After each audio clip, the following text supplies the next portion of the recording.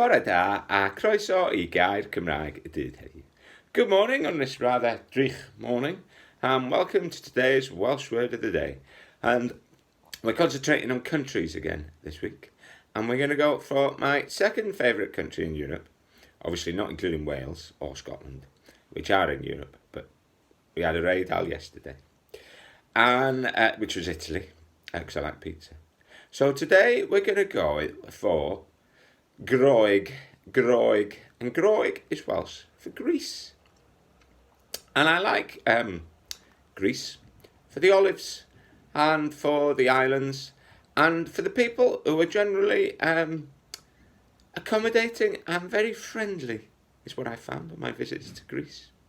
But I do like their feta cheese and I do like their olives. So, Groeg is Welsh for Greece. Remember to say it as you see it. Mwynhewch. Enjoy. Hwyl dda.